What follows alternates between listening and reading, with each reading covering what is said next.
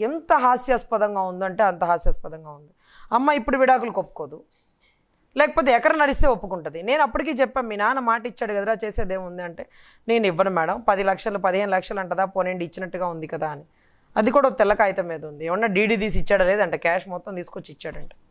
అయితే అతను ఒప్పుకున్న వాయిస్ రికార్డ్, అతను నాతో ఒప్పుకున్నారనమాట, వాళ్ళ నాన్నగారితో మాట్లాడా.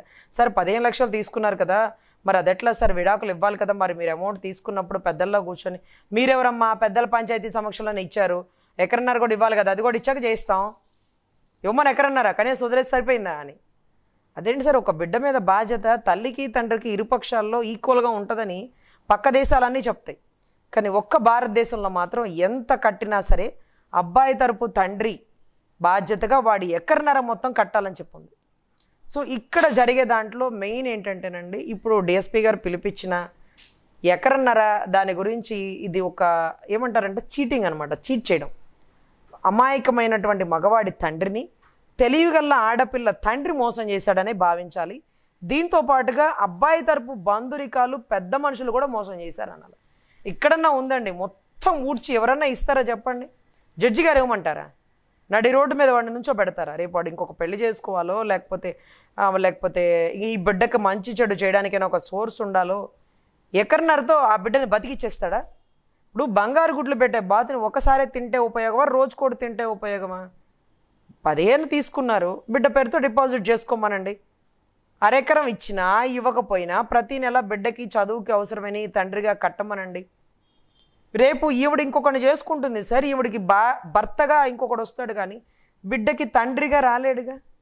ఎందుకు ఇలాగా ఒకళ్ళనొకళ్ళు చీట్ చేసుకుంటారో అర్థం కాదు. సో ఇటువంటి పరిస్థితుల్లో మనం వీళ్ళకిచ్చే సలహా కూడా ఇంచుమించుగా ఇలాగే ఉంటుందండి.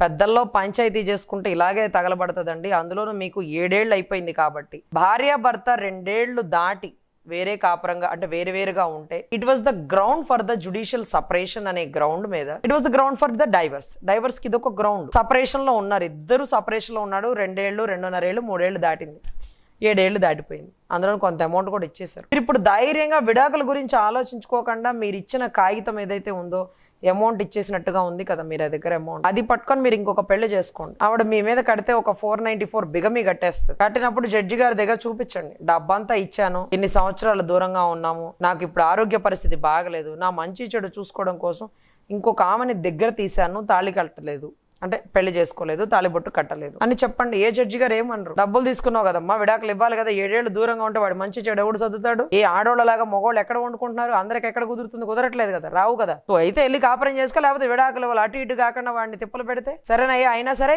ఎట్టగేలకు నువ్వు చేసిన తప్పే, ఈ భార్య విడాకులు పూర్తిగా తీసుకోకుండా ఇంకో పెళ్లి చేసుకోవడం చట్టరీత్యా నేరం. ఈ నేరానికి ఒక 5,000 జరిమానా వేస్తారా, ఒక 2 నెలలు జైల్లో ఉంటావా, శిక్ష అనుభవించు, అయిపోయా. ఒక 2 నెలలు 3 నెలలు ఉండొస్తాడు, జరిమానా ఎంతో కట్టేస్తాడు, అయిపోలా. జీవితాంతం జీవిత ఖైదీ వేసేస్తారా? జీవిత ఖైదీ వేయడానికి కూడా లేదండి. ఇక్కడ 494 బిగమిలో తాళి కట్టినట్టుగా ఫోటో ఉంటే తప్ప అది పెళ్లి కింద కన్సిడర్ చేయరు. ఎందుకంటే మన చట్టం ఉంది కదా, living relation it's not an crime. Living relation society give the wonderful right to given by the women are a men.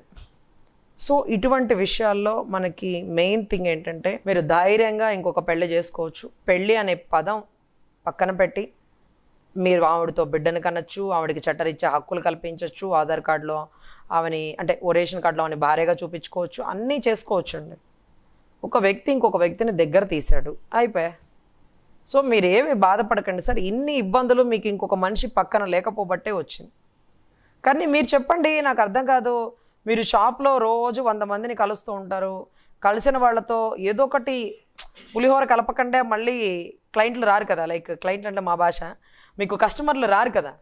ఇప్పుడు వచ్చిన వాళ్ళతో ఈ బజార్లోనేనండి మీరు ఇల్లు, కొత్తగా వచ్చారా, ఓకే ఓకే ఇక్కడ దగ్గరేనండి, అన్ని విషయాలు ఉండదు, ఒకవేళ మీరు రాలేకపోతే ఫోన్ చేయండి, మేము మా కుర్రోడితో సరికిచ్చి పంపిస్తాం, మీ వారేం చేస్తారు, గవర్నమెంట్ ఎంప్లాయీ, అవునండి మనకి చాలామంది కస్టమర్స్ ఉన్నారు అని ఒక జెంట్ షాప్లో అమ్మే వ్యక్తి ఒక లేడీతో మాట్లాడతాడు.